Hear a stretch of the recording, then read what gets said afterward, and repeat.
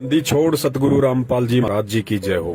सतसाई भगत जी, आप जी कह रहे हैं कि पंजाब के किसी व्यक्ति ने सतगुरु देव जी की आवाज की जांच करवाई है किसी लैब में, और उस लैब की रिपोर्ट आई है कि संत रामपाल जी महाराज जी की ही ये आवाज है। देखिए भगत जी, इस भक्ति मार्ग को और सतगुरु को जानने के दो तरीके हैं। एक तरीका तो ये है कि आप सामान्य व्यवहार से आप परमात्मा को पहचानने की कोशिश करोगे, और दूसरा तरीका है आध्यात्मिक आधार से, तत्व ज्ञान को आधार बना के परमात्मा को पहचानने की कोशिश करोगे। तो पहले वाले तरीके से, जो कि सामाजिक तरीका है, एक व्यवहारिक तरीका है, उस तरीके से आप जी लाख जन्म में भी संत रामपाल जी महाराज जी को या उनकी भक्ति को नहीं पहचान पाओगे। और दूसरा तरीका है आध्यात्मिक तत्व ज्ञान वाला, केवल उसी से परमात्मा की पहचान होती है, दूसरा कोई तरीका नहीं होता है। आप बेंगलोर की जिस लैब की चर्चा कर रहे हैं कि वहां से रिपोर्ट आई है कि हिसार जेल से जो ऑडियो आई है और जो संत रामपाल जी महाराज जी के सत्संगों वाली आवाज है, दोनों एक ही हैं।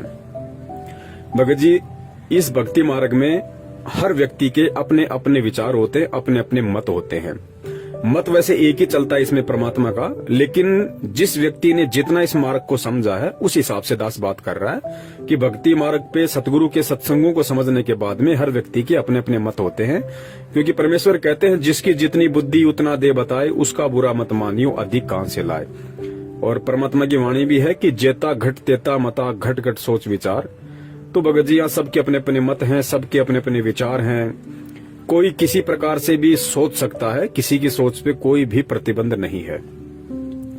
और जिस लैब की आप बात कर रहे हैं भगत जी, ये आप तो बेंगलोर की बात कर रहे हो बड़े भैया, मैं आपको दुनिया की सबसे बड़ी लैब की बात बताता हूँ।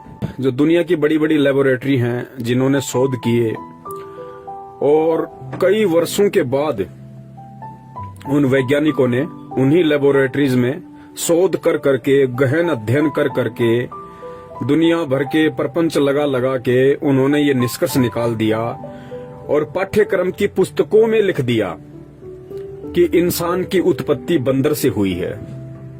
क्या कहा उन लेबोरेटरीज ने? कि इंसान की उत्पत्ति बंदर से हुई है। अब आप बताइए बड़े भैया, एक तरफ तत्व ज्ञान कहता है, अध्यात्म कहता है कि इंसान एक अलग योनि है और बंदर एक अलग योनि है, और ये आपकी लेबोरेटरी, आपके वैज्ञानिक कह रहे हैं कि इंसान की उत्पत्ति बंदरों से हुई है। और फिर आप कहते हो कि बेंगलोर की लेबोरेटरी ने साबित कर दिया कि हिसार जेल से आने वाली ऑडियो और संत रामपाल जी महाराज जी के सत्संग दोनों सेम है। अब इससे ज्यादा मैं कुछ नहीं बोलूंगा भगत जी। अब आप स्वयं निर्णय कर लेना कि परमात्मा को पहचानने के लिए और सतगुरु को पहचानने के लिए, सतगुरु को पहचानने का मतलब ये नहीं है कि भाई मेरा गुरु 6.5 फीट का है, मेरा गुरु गोरा चिट्टा है, मेरा गुरु ऐसे ऐसे शास्त्र प्रमाणित बातें बताता है, गांव धनाना का है, उनके बाप का नाम नंदलाल जी है, माता जी का नाम इंद्रो देवी है, एक भाई महेंद्र है जो भगोड़ा बन के घूम रहा है। ये सतगुरु को पहचानने का यही फॉर्मूला नहीं होता भगत जी। सतगुरु को पहचानने के लिए तत्व ज्ञान वाली आंखें चाहिए भगत जी।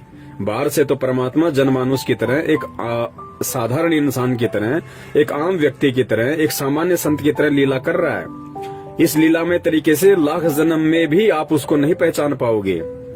परमात्मा को पहचानना, सतगुरु को पहचानना केवल उनके ज्ञान को आधार बना के, तत्व ज्ञान को आधार बना के ही पहचाना जा सकता है। और ऊपर से विशेष कृपया उस सतगुरु की भी होनी चाहिए। आपके पास अपने पिछले जन्म जन्मांतरों के शुभ भक्ति कर्म भी साथ में होने चाहिए, और वर्तमान में सतगुरु का आशीर्वाद और वर्तमान की भक्ति, जब तक भगत जी ये तीनों चीजें एक साथ नहीं मिलेंगी, सतगुरु को नहीं पहचान सकते। जानने को तो सारी संगत जानती है कि हमारे गुरुजी संत रामपाल जी महाराज जी हैं, लेकिन आपके गुरुजी हैं कौन? आपके गुरुजी हैं कौन? स्वयं कबीर। लेकिन कितने लोग जान पाए इस बात को कि मेरा गुरु स्वयं कबीर है और संत रामपाल जी महाराज जी के रूप में धरती पे प्रकट है? बताइए।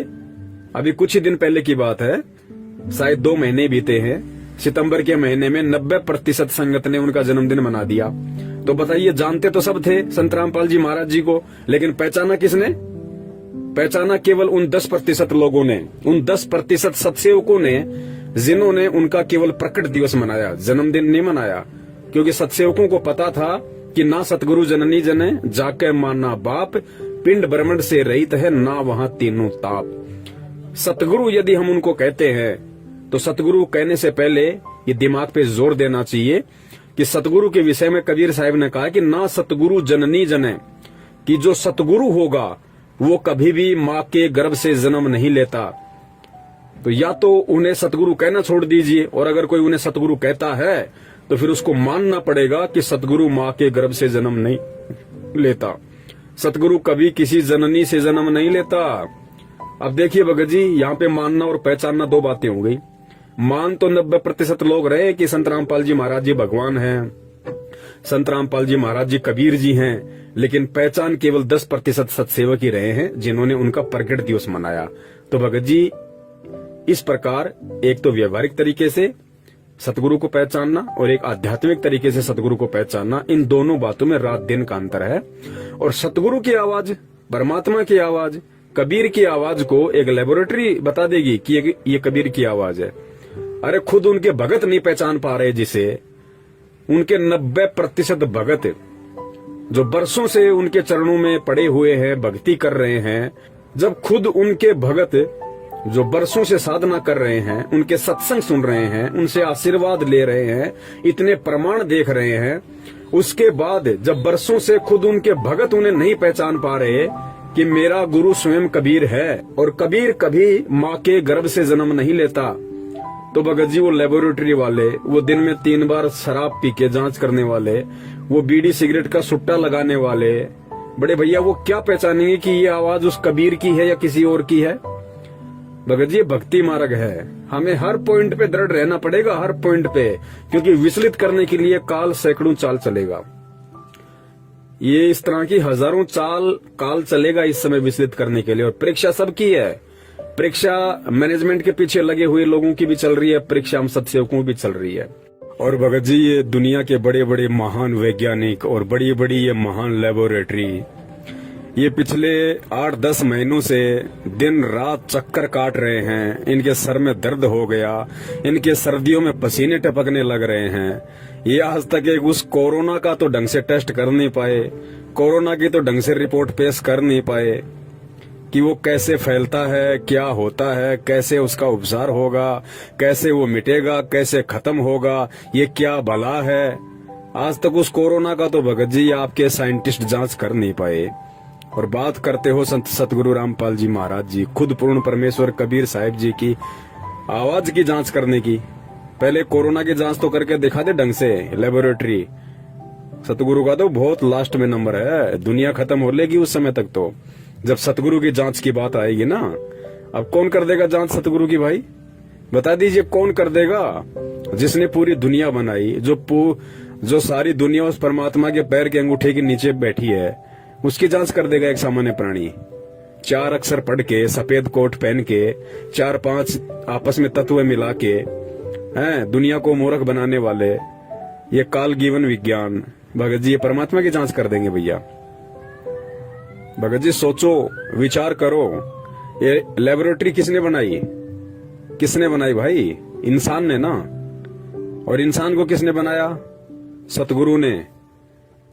तो बड़े भैया, जिस इंसान को सतगुरु ने बनाया है वो इंसान सतगुरु की जांच कर देगा? भगत जी विचार करो, ये तत्व ज्ञान है, धोखा मत खा जाना। काल हर तरीके से झकझोर के देखेगा। एग्रीमेंट है परमात्मा का और काल का, दोनों का। परमात्मा ने अपना ज्ञान दे दिया, खुला छोड़ दिया, अब काल की बारी है। काल ने कहा था परमात्मा, आप केवल उसी को स्वीकार करना जो आपका ज्ञान समझ के चले, और जो आपका ज्ञान ना समझे वो मेरी हद में। तो भाई काल अपने अपनों को छांट रहा है जो काल की हद में है, जो अभी सतगुरु के ज्ञान को समझ नहीं पाए, सतगुरु को सतगुरु नहीं मान पाए, भगवान को पहचान नहीं पाए, काल उनको छांट रहा है, उनकी छटनी कर रहा है और फिर उनसे कुकर्म करवा के अपने पाले में ले रहा है। यही परमात्मा से दूर होना है। अब जिन जिन लोगों ने इस पीले पर्चे के आदेश पे जितने भी कुकर्म किए हैं, वो छटनियां थी, वो छट चुके हैं। वो लोग परमात्मा की हद से बाहर हो चुके हैं, वो काल के खेमे में जा चुके हैं। भले ही वो 3 टाइम की आरती करते रहो, भले ही वो मंत्र जाप करते रहो, ये मंत्र जाप, ये आरतियां तो काशी में परीक्षा लेने के बाद 25 साल तक हमने खूब की थी। हो गए पार। तत्व ज्ञान की भक्ति है भगत जी। एडी से चोटी तक पसीना आएगा समझने में कि संत रामपाल जी महाराज कौन है।